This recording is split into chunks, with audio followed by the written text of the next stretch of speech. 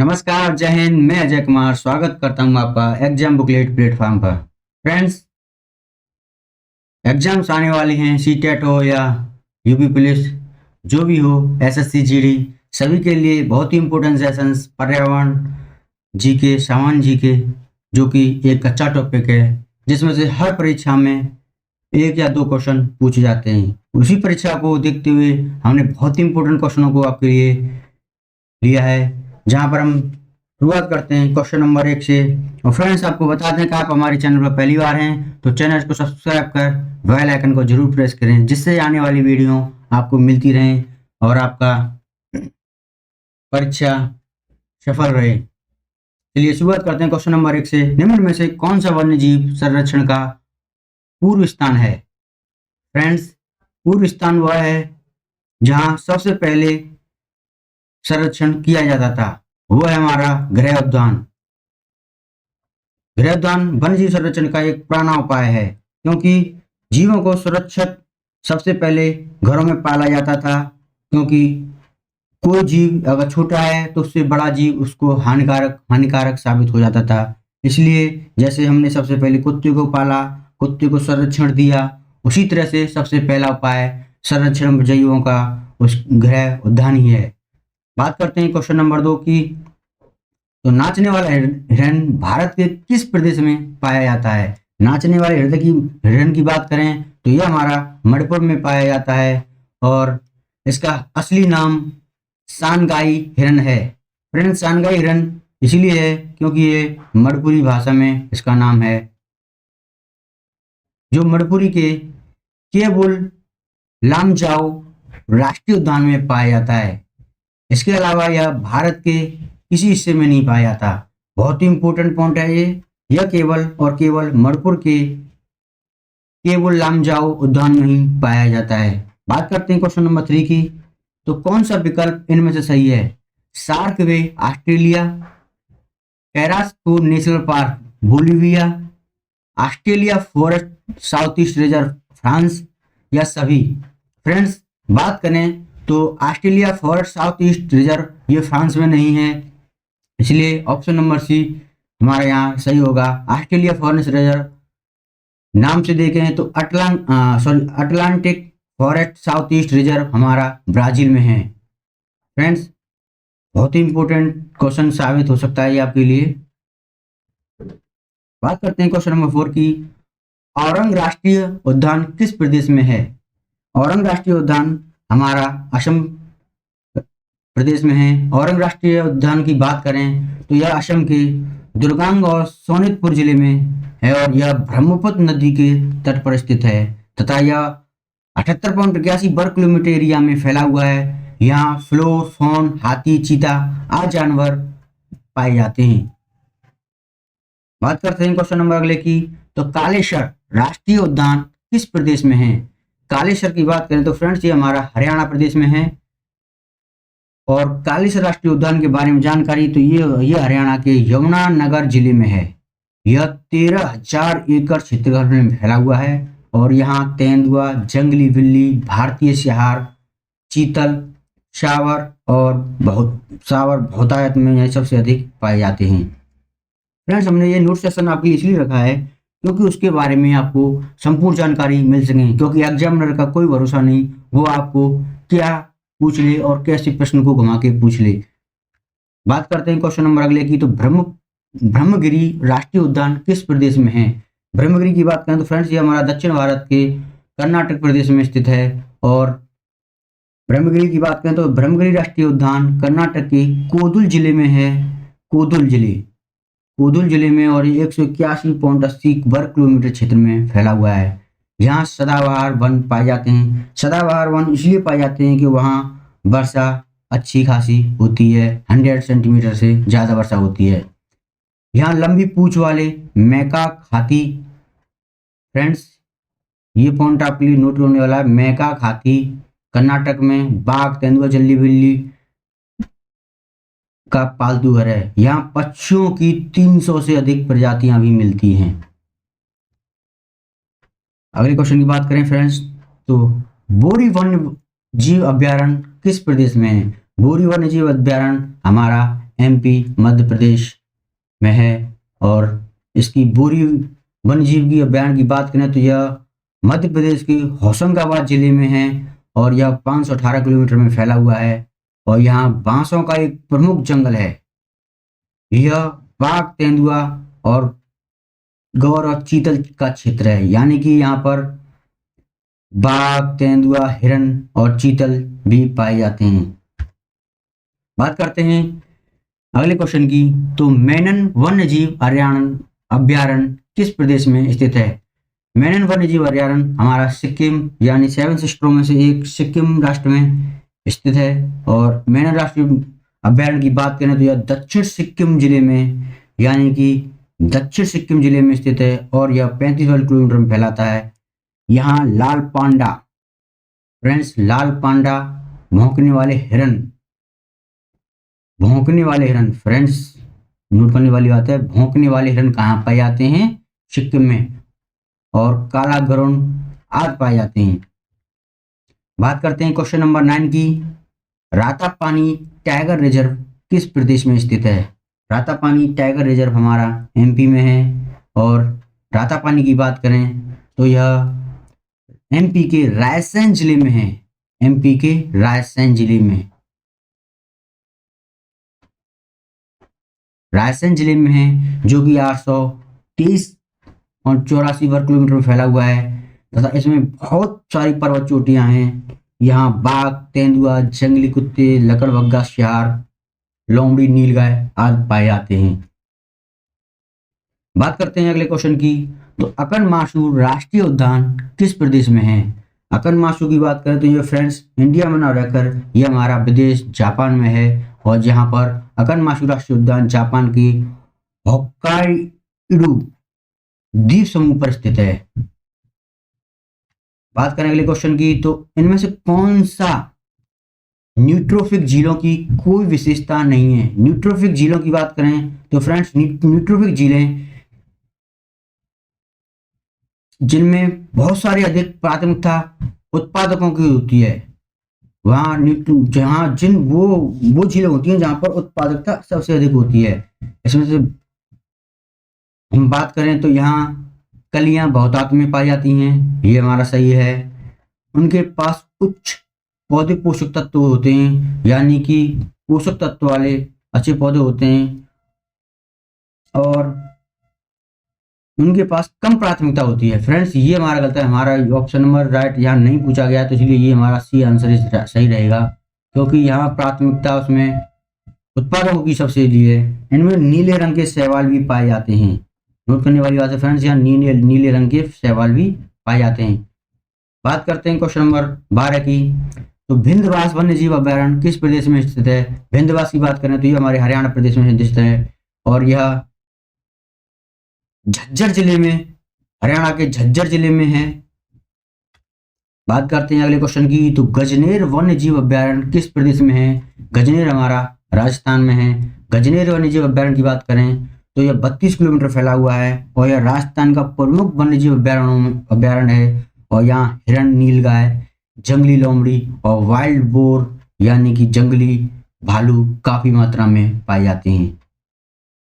Friends इनको जरूर देखें क्योंकि पूछ सकते हैं कि गजनेर में किस किस जीवों का संरक्षण होता है, तो आपका सीधा सीधा आंसर रहेगा नीलगाय, जंगली लोमड़ी, वाइल्ड बोर। बात करते हैं क्वेश्चन नंबर 14 की। तो ब्रह्मगिरी राष्ट्रीय उद्यान किस प्रदेश में है? तो ये कर्नाटक में है। सीता नदी वन्यजीव अभयारण्य किस प्रदेश में है? सीता नदी की बात करें तो फ्रेंड्स ये हमारा छत्तीसगढ़ स्टेट में है और सीता नदी के वन्यजीव की बात करें, इसकी नोट पॉइंट की बात करें तो ये हमारा धमतारी जिले में, धमतरी जिले जो कि रायपुर से 100 किलोमीटर आगे जगदलपुर के पास है और यह 556 वर्ग किलोमीटर में फैला हुआ है। इसका नाम सीतामढ़ी के नाम पर रखा गया, सीता नदी के नाम पर रखा गया, जिसका उद्गम अभयारण्य से ही हुआ है जो महानदी में मिलता है और यह पूर्णतः हरा भरा सदाबहार जंगल है। मध्य भारत का सबसे ज्यादा वन्यजीवों में यह शामिल है, सबसे ज्यादा वन्यजीवों में यह शामिल है। बात करते हैं क्वेश्चन नंबर 16 की। तो अरालम वन्य जीव अभ्यारण्य किस प्रदेश में है? अरालम की बात करें तो फ्रेंड्स ये हमारा केरल में स्थित है और यह हाथी, गौर, शावर और हिरण के लिए प्रसिद्ध है। तोपचांची, फ्रेंड्स भाषा से देखें तो तोपचांची वन्यजीव अभ्यारण्य हमारा झारखंड, जे ऑप्शन नंबर डी झारखंड में स्थित है। इसकी बात करें तो यह धनबाद जिले में और यह लगभग 9 किलोमीटर वर्ग में फैला हुआ है। यहाँ तेंदुआ, जंगली बिल्ली, चीतल, भौंकने वाले हिरण, लंगूर, सियार पाए जाते हैं। बात करते हैं अगले क्वेश्चन की। तो चंदौली राष्ट्रीय उद्यान प्रदेश कहाँ स्थित है? फ्रेंड्स आप समझें कि चंदौली यूपी में है। आप यूपी में ना लगा देना क्योंकि इसका राइट आंसर है option number D Maharashtra. Chandauli राष्ट्रीय उद्यान हमारा महाराष्ट्र में है और यह सतारा, कोल्हापुर और सांगली जिले में स्थित है, यानी कि यह तीनों जिलों की टच करता है सीमा को। यह छत्रपति शिवाजी महाराज के प्रचितगढ़ और भैरवगढ़ किले में है। यहाँ बंगाली टाइगर, भारतीय तेंदुए और आलसी भालू की प्रजाति मिलती है। आलसी भालू की प्रजाति हमारे महाराष्ट्र में पाई जाती है। बात करते हैं क्वेश्चन नंबर 19 की। तो लाइकेन किसका सहजीवी संघ है? लाइकेन हमारा शैवाल और कवक का सहजीवी संघ है। Option number B is right answer. Lichen की बात करें तो फ्रेंड्स लाइकेन हमारा पर्यावरण प्रदूषण का संकेत है। लाइकेन उसे कहते हैं जैसे आपने तालाबों में और जो नाले में देखा हुआ कि वहाँ पानी रुका हुआ रहता है तो उसके ऊपर नीली शैवाल यानी काई सी लग जाती है, वहाँ उसको पहचान उसका वही सीधा सीधा है कि ये हमारा पर्यावरण प्रदूषण लाइकेन है। क्वेश्चन नंबर 20 की बात करें तो स्टील उद्योग में उत्पन्न प्रदूषक कौन सा है? स्टील उद्योग में हमारा प्रदूषक के नाम पर कार्बन डाइऑक्साइड, देखिए सल्फर डाइऑक्साइड सबसे ज्यादा प्रदूषक हमारा ऑप्शन नंबर डी 1 2 3 4 यानी कि सल्फर डाइऑक्साइड भी है, नाइट्रोजन ऑक्साइड भी है, कार्बन मोनो भी है और कार्बन डाइऑक्साइड है। ये सभी हमारे प्रदूषक हैं।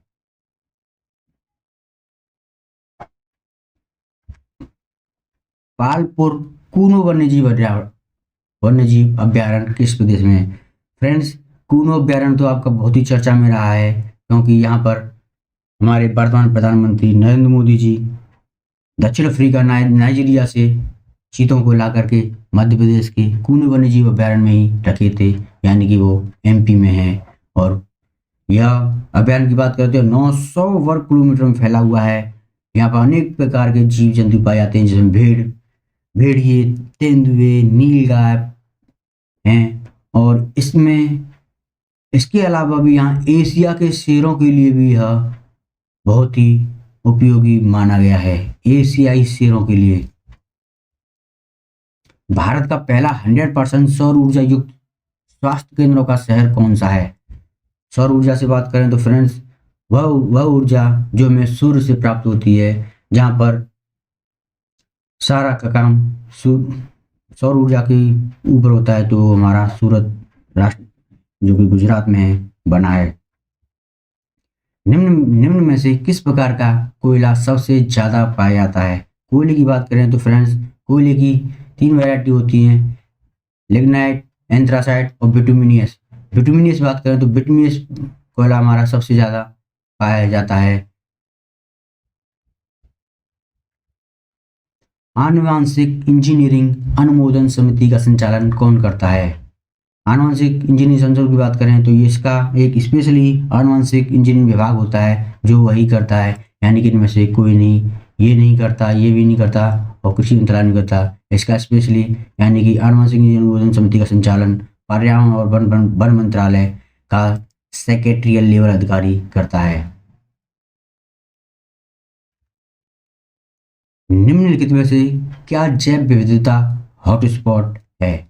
हॉटस्पॉट की बात करें तो फ्रेंड्स हमारा पश्चिमी घाट, यानी कि ऑप्शन नंबर बी, आपने ये प्रायद्वीपीय भारत में पश्चिमी घाट ये हमारा जैव हॉटस्पॉट का सूचक है। ओजोन परत के क्षरण के लिए कौन सी गैस जिम्मेदार है? ओजोन परत की क्षरण के लिए सबसे ज़्यादा हमारी CFC यानी क्लोरोफ्लोरोकार्बन सबसे ज़्यादा जिम्मेदार है। भीतर भीतर भीतर कनिका राष्ट्रीय उद्यान किस प्रदेश में है? भीतरकनिका राष्ट्रीय उद्यान हमारा उड़ीसा में है। और भीतरकनिका राष्ट्रीय उद्यान की बात करें तो ये हमारा प्रायद्वीपीय भारत में है। निम्नलिखित में से क्या एक पक्षी अभ्यारण्य है? पक्षी अभ्यारण्य की बात करें तो फ्रेंड्स सुल्तानपुर नेशनल पार्क हमारा एक पक्षी अभ्यारण्य है जो कि हरियाणा में है। यूनाइटेड नेशंस एनवायरनमेंट प्रोग्राम का मुख्य कार्यालय कहाँ पर है? Nairobi, Kenya. Friends United Nation environment programme यानी कि UNEP मानव पर्यावरण पर जून 1972 में यूनाइटेड नेशंस की कॉन्फ्रेंस में बनाया गया और जिसका मुख्यालय हमारा नैरोबी में है। बात करते हैं क्वेश्चन नंबर 13 की। तो कम कार्बन विश्व में संक्रमण को उत्प्रेरित करने के लिए क्लाइमेट न्यूट्रल नेटवर्क CNNet को 2008 में किसने लॉन्च किया? फ्रेंड्स ये पॉइंट नोट करने वाली बात है क्योंकि आजकल पर्यावरण एनवायरमेंट पर सबसे ज़्यादा क्वेश्चन पूछते हैं। तो आपको ये पूछ सकते हैं कि क्लाइमेट न्यूट्रल नेटवर्क किसने लॉन्च किया? तो ये हमारा यूनाइटेड नेशन एनवायरनमेंट प्रोग्राम यानी कि UNEP ने किया। क्लीन एनर्जी में सबसे ज्यादा निवेश किस देश का है? ऑप्शन नंबर ए चीन। कुनो वन्यजीव अभ्यारण्य किस प्रदेश में है? ये हमारा MP में है। निम्न में से कौन सा राष्ट्रीय उद्यान हाथी रिजर्व, बाघ रिजर्व और बायोस्फीयर रिजर्व तीनों के लिए है? यानी कि हाथी, बाघ और बायोस्फीयर तीनों के लिए है। तो ये हमारा मानस राष्ट्रीय रिजर्व जो कि हमारा असम प्रदेश में है, असम में है। इज वेरी इंपॉर्टेंट फ्रेंड्स, इसको जरूर नोट कर लें। और यह तीनों के लिए पूछा जा सकता है कि कौन सा अभ्यारण्य हमारा हाथी, बाघ और बायोस्फीयर के लिए प्रसिद्ध है। बात करते हैं क्वेश्चन नंबर अगले की। तो कौन सा राष्ट्रीय उद्यान उत्तर प्रदेश में स्थित है? उत्तर प्रदेश की बात करें तो फ्रेंड्स हमारा दुधवा नेशनल पार्क, दुधवा राष्ट्रीय उद्यान हमारा उत्तर प्रदेश में है जो कि लखीमपुर खीरी में है। और लखीमपुर खीरी में सबसे ज्यादा वन पाए जाते हैं उत्तर प्रदेश में। बात करते हैं क्वेश्चन नंबर अगले की। तो फ्रेंड्स यहाँ बायो पेस्टिसाइड, मच्छर विषारक और केमिकल ये 4 ऑप्शन दिए गए हैं। इसमें पूछा गया सबसे ज्यादा पक्षियों के लिए कौन जिम्मेदार है? तो सबसे ज्यादा इसमें जिम्मेदार हमारा यहाँ पेस्टिसाइड, मच्छर विषारक जो मच्छरों को मारने के लिए कोल जलाते हैं हम वो, और हमारा केमिकल फर्टिलाइजर जो जमीन खेतों में हम केमिकल डालते हैं वो सब हमारी पक्षियों के लिए नुकसानदायक है। इसलिए ऑप्शन नंबर C 2, 3, 4 यानी कि पेस्टिसाइड, मच्छर विषारक और केमिकल फर्टिलाइजर ये हमारे जिम्मेदार हैं। बात करते हैं क्वेश्चन नंबर 36 की। तो आर्गोग्राफ का क्या प्रदर्शित करता है? फ्रेंड्स आर्गोग्राफ की बात करें तो ये हमारा जलवायु और फसलों के लिए प्रकार के लिए प्रदर्शित करता है। Option number B। कैप पहाड़ी जेब्रा किस प्रदेश में पाया जाता है? कैप पहाड़ी जेब्रा से बात कर लें तो फ्रेंड्स ये हमारा दक्षिण अफ्रीका में पाया जाता है। और कैप पहाड़ी जेब्रा दक्षिण अफ्रीका में पाया जाता है। यह एक खतरे की स्थिति में पहुंच गया, यानी कि यह वो प्रजाति उसमें पहुंच गया है कि यहाँ पर जो प्रजाति खतरे में जाने वाली हैं वो वहां पाई जाती हैं। पक्षियों की विलुप्त डोडो प्रजाति किस देश में पाई जाती है? डोडो नाम तो सुना ही होगा आपने। डोडो हमारा सबसे ज्यादा मॉरिशस में पाया जाता है जो एक स्थानीय पक्षी है और उड़ नहीं सकता। यह मानव द्वारा सबसे ज्यादा शिकार 17वीं सदी के अंत तक हुआ और यह लुप्त हो गया।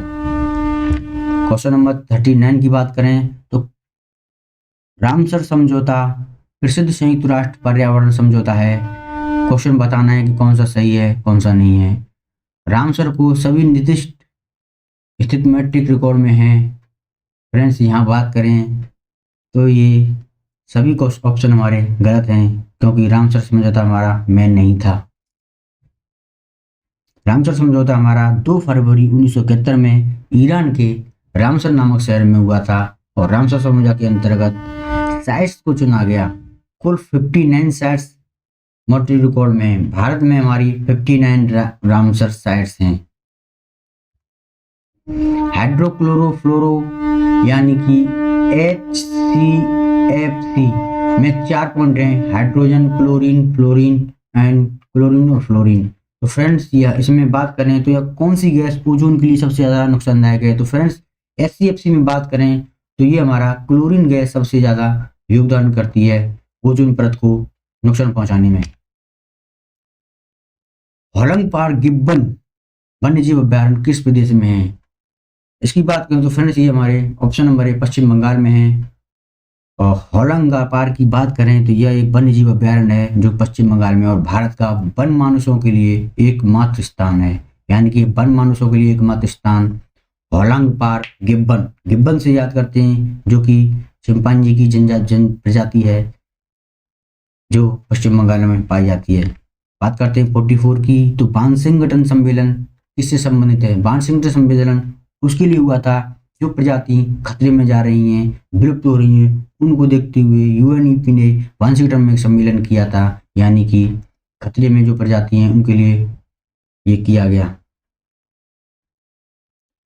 वानसिंगटन सम्मेलन की स्थिति में जो प्रजाति हैं, यानी कि वानसिंगटन सम्मेलन में खतरे में स्थित प्रजातियां हैं, इसे पुराने CITES के नाम से भी जाना जाता है, यानी वानसिंगटन सम्मेलन को CITES सम्मेलन के नाम से भी जाना जाता है। क्वेश्चन नंबर अगले की बात करें तो विश्व का पहला ओजोन परत संरक्षण के लिए सम्मेलन कहाँ हुआ? वियना। फ्रेंड्स ओजोन संरक्षण के लिए सबसे पहला सम्मेलन 1885 ऑस्ट्रेलिया वियना में हुआ था और जो 1988 ईस्वी में से लागू हुआ और इसमें 196 देश में यह लागू किया गया। बात करते हैं क्वेश्चन नंबर 44 की, तो वर्ल्ड वेटलैंड डे की शुरुआत कब हुई? बर्डलैंड यानी कि बर्ड डे की शुरुआत वर्ष 1971 से हुई थी। बर्ड वेटलैंड डे हर साल 2 फरवरी को मनाया जाता है, यानी 2 फरवरी को मनाया जाता है। इसका उद्देश्य है विलुप्त होती हुई झील तालाबों को बचाना। जैविक खेती से क्या फायदे हैं? जैविक खेती की बात करें तो फ्रेंड्स यह हमारे लिए, मनुष्य के लिए तो उपयोगी है ही, यह जीव, वन्य जीव और पक्षियों के लिए भी बहुत ही ज़्यादा फायदेमंद है, किफ़ायती है। ये हमारे सबसे ज़्यादा किफ़ायती होता है जो कि उर्वरक रहित, केमिकल रहित होता है। परम्बिकुलम वन्यजीव अभ्यारण्य किस प्रदेश में है? परम्बिकुलम अभ्यारण्य जो हमारा केरल में है। इसकी बात करें तो यह केरल के पालक्कड़ जिले में है जो कि 90 किलोमीटर में फैला हुआ है। बात करते हैं क्वेश्चन नंबर 47 की, तो जैव विविधता का अंतर्राष्ट्रीय कार्यालय कहाँ पर है? रोम। जैव विविधता का अंतर्राष्ट्रीय कार्यालय हमारा रोम में है। बात करते हैं क्वेश्चन नंबर 48 की, तो किस शहर को टाइगर गेटवे ऑफ इंडिया कहा जाता है? फ्रेंड्स बहुत ही इंपॉर्टेंट क्वेश्चन है, बहुत ही हल्के में पूछ लेते हैं इसको कि टाइगर गेटवे ऑफ इंडिया किसे कहते हैं। तो हमारा जैसे गेटवे ऑफ इंडिया हमारा महाराष्ट्र में है, MS महाराष्ट्र में है, उसी तरह से टाइगर गेटवे ऑफ इंडिया हमारा महाराष्ट्र के नागपुर में है। महाराष्ट्र के नागपुर शहर में टाइगर गेटवे ऑफ इंडिया है। बात करते हैं क्वेश्चन नंबर 49 की, तो भारतीय जलीय निकायों में से एक परेशानी घास के रूप में प्रदूषण निकालने के लिए एक जलीय पौधा को अमेरिका से पेश किया गया, इसका क्या नाम था? यानी कि जो देखा होगा हमारे नाले नहरों में जो एक बड़े बड़े पत्तों का एक झाड़ निकल आते हैं, जो ऐसे लगते हैं कि कितनी अच्छी फुलवारी है, कितनी अच्छी पेड़ है, वो एक बहुत ही विनाशकारी, यानी कि प्रदूषण के लिए प्रदूषण निकालने का एक जलीय पौधा है जिसका नाम है एगियोप्स। बात करते हैं क्वेश्चन नंबर 50 की, जो कि हमारे सेशन का आखिरी क्वेश्चन है। जैव विविधता हॉटस्पॉट के रूप में घोषित होने का लक्ष्य क्या था? इसके लक्ष्य दिए हैं, इसमें कम से कम 0.5% विनाशकारी पौधों को 1500 प्रजातियों का स्थानीय प्रजाति के रूप में होना चाहिए। नंबर 2, इस क्षेत्र को अपनी प्राथमिक वनस्पति कम से कम 70% नष्ट करना चाहिए। बात करते हैं हमारा, तो इसका option number C is right answer, जी दोनों। फ्रेंड्स, आज का सेशन आपको अच्छा लगे तो लाइक जरूर कीजिएगा, और आप हमारे चैनल पर नए हैं तो चैनल को सब्सक्राइब कर बेल आइकन को जरूर प्रेस करें, जिससे आने वाली वीडियो आपको मिलती रहे और आपका सपना ही साकार हो। जय हिंद, जय भारत।